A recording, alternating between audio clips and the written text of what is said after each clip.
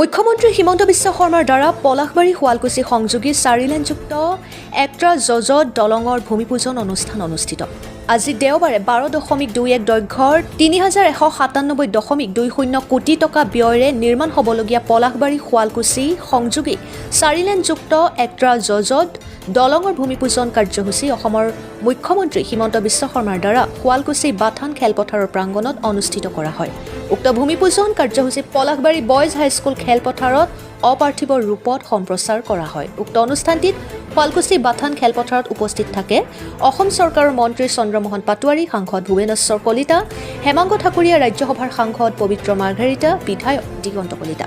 পলাশবাৰীত অপাৰ্থিব সম্প্ৰচাৰ কাৰ্যসূচীত উপস্থিত থাকে দক্ষিণ কামৰূপ জিলা বিজেপিৰ সভাপতি অঞ্জন গোস্বামী, অনুপ কুমাৰ মেধি, নাৰায়ণ চৌধুৰী, ৰাজেন নাথ, পলাশবাৰী পৌৰসভাৰ পৌৰপতি ৰীনা দাস কলিতা, পলাশবাৰী আজাৰা আৰু ছয়গাঁও চক্ৰ বিষয়াৰ লগতে সাধাৰণ জনতা উপস্থিত থাকে।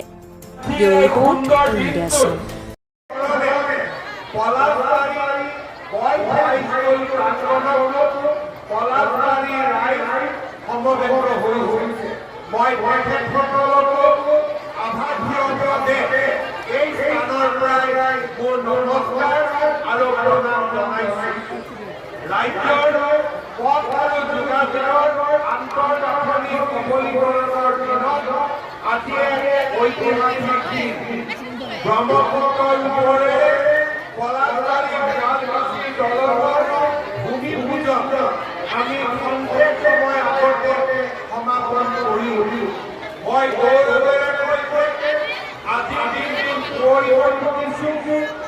প্ৰধানমন্ত্ৰী নৰেন্দ্ৰ মোদী ডাঙৰীয়াৰ 2023 চনৰ 14 এপ্ৰিলৰ অসম ভ্ৰমণত নাহৰকটীয়া পেট্ৰ'কেমিকেল প্ৰকল্পৰ শুভ উদ্বোধন কৰিছিলে আৰু সেই দিনটোতে সৰুসজাই ষ্টেডিয়ামৰ পৰা তেখেতে 3,197 কোটি টকা ব্যয়েৰে পলাশবাৰী শুৱালকুছি দলংখনৰ আধাৰশিলা স্থাপন কৰিছিল। সেই দিনটোতে অসমৰ 12,000 বিহুৱা আৰু নাচনীয়ে বিহুক প্ৰদৰ্শন কৰি গ্ৰীনিছ ৱৰ্ল্ড ৰেকৰ্ডতো নিজৰ নাম, আমাৰ বাপতি সাহোন বিহুৰ নাম আৰু আমাৰ জাতিটোৰ নাম স্বৰ্ণীল আখৰেৰে সন্নিৱিষ্ট কৰিবলৈ সক্ষম হৈছিল। ভাৰত চৰকাৰৰ বৈদেশিক পৰিক্ৰমা বিভাগৰ ৰাজ্যিক মন্ত্ৰী আৰু অসমৰ সাংসদ পবিত্ৰ মাৰ্ঘেৰিটা ডাঙৰীয়া, অসম চৰকাৰৰ সন্মানীয় মন্ত্ৰী চন্দ্ৰমোহন পাটোৱাৰী ডাঙৰীয়া, আমাৰ মাজত উপস্থিত আমাৰ সকলোৰে শ্ৰদ্ধাৰ ৰাজ্যসভাৰ সাংসদ ভুৱনেশ্বৰ কলিতা ডাঙৰীয়া, পলাশবাৰী সমষ্টিৰ বিধায়ক হেমাংগ ঠাকুৰীয়া ডাঙৰীয়া, আমাৰ মাজত উপস্থিত কমলপুৰ সমষ্টিৰ বিধায়ক দিগন্ত কলিতা ডাঙৰীয়া, বকো সমষ্টিৰ বিধায়ক নন্দিতা দাস ডাঙৰীয়া, লোক নিৰ্মাণ বিভাগৰ আয়ুক্ত সচিব চন্দন শৰ্মা, জিলাৰ আয়ুক্ত দেৱকুমাৰ মিশ্ৰ ডাঙৰীয়া উপস্থিত ৰাইজ।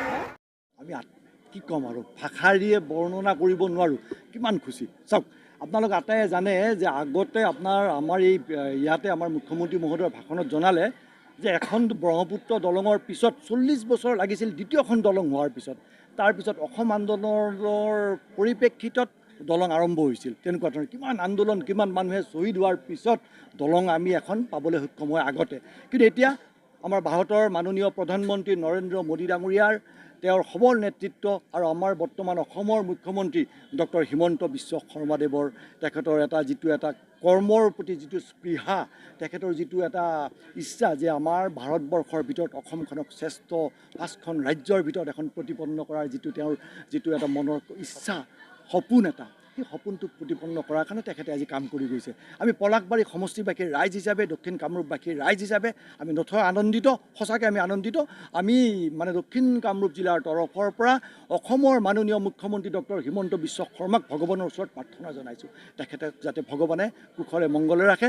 পলাশবাৰী সমষ্টিৰ বিধায়ক হেমন্ত ঠাকুৰীয়াকো আমি ভগৱানৰ ওচৰত প্ৰাৰ্থনা জনাইছোঁ, তেখেতেও যাতে ভালে থাকক, প্ৰত্যেকে ভালে থাকক, আৰু এনেকৈ আমাৰ ডেভেলপমেণ্টৰ কামবিলাক এখনৰ পিছত এখন, এটাৰ পিছত এটা ডেভেলপমেণ্টৰ কামবিলাক যেন হৈ যায়, তাৰ কামনা কৰিছোঁ। চাওক, এইটো আমাৰ মুখ্যমন্ত্ৰী মহোদয়ে আমাক জনাইছে 2028 চনৰ জুন মাহ। আপোনালোকে গম পাইছে আগতে কামবিলাক কেনেকুৱা হৈছিল। আগতে কামবিলাক আৰম্ভ হৈছিল, শেষ হোৱাৰ কোনো নিৰ্দিষ্ট সীমা নাছিল। 5 বছৰ, 10 বছৰ, 15 বছৰ প্ৰথমতে আছিল। আমাৰ ইয়াতে এখন দলঙত আপোনাৰ বাজেট ধাৰ্য কৰে 2,000-2,500 কোটি, গৈ গৈ গৈ সেইখন দলং 4,000 কোটি টকা হ'ব লগা অৱস্থা হয়। কাৰণ কি কামবিলাক বহুত দেৰি হয়। এতিয়া মুখ্যমন্ত্ৰী মহোদয়ে একদম পূৰা টাইম বাউণ্ড, আপোনাৰ 2028 চনৰ জুন মাহত দলং উদ্বোধন কৰিব, পূৰা টাইম বাউণ্ড। যদি বিশেষ ভগৱান নকৰক, যদি প্ৰাকৃতিক কিবা দুৰ্যোগ নহয়, সেইকাৰণে আজি আমি অসমৰ মাননীয় মুখ্যমন্ত্ৰীক আকৌ এবাৰ বিশেষভাৱে পলাশবাৰী সমষ্টিবাসীৰ ৰাইজ হিচাপে ধন্যবাদ জনাইছোঁ। পলাশবাৰী সমষ্টিৰ ৰাইজৰ এটা ঐতিহাসিক দিন। ইতিমধ্যে ভূমিপূজন অনুষ্ঠানত উপস্থিত থাকি অসমৰ মাননীয় মুখ্যমন্ত্ৰীয়ে তেখেতৰ বক্তব্যত অসমৰ উন্নয়ন বিষয়ে বিভিন্ন ধৰণৰ কথা কৈ গ'ল। আমি পলাশবাৰী সমষ্টিৰ এগৰাকী নাগৰিক হিচাপে আমি অসমৰ মাননীয় বলিষ্ঠ মুখ্যমন্ত্ৰী মহোদয়ক শতকোটি প্ৰণাম জনাইছোঁ যে তেখেতে যি উন্নয়নৰ ধাৰা অব্যাহত ৰাখিছে অসমকে ধৰি উত্তৰ পূৰ্বাঞ্চলৰ ক্ষেত্ৰত, আৰু পলাশবাৰী শুৱালকুছি সংযোগী দলঙেৰে আমাৰ যিটো দূৰত্ব কমাই হ্ৰাস কৰি মানুহৰ মাজত সম্পৰ্ক স্থাপন কৰাৰ ক্ষেত্ৰত যি ভূমিকা গ্ৰহণ কৰিছে, তাৰ বাবে আমি মাননীয় মুখ্যমন্ত্ৰী মহোদয়ক শতকোটি প্ৰণাম জনাইছোঁ, ধন্যবাদ জ্ঞাপন কৰিছোঁ, আৰু ইয়াৰ লগে লগে আমাৰ পলাশবাৰী সমষ্টিৰ বিধায়ক মহোদয়কো আন্তৰিক ধন্যবাদ জনাইছোঁ। ধন্যবাদ।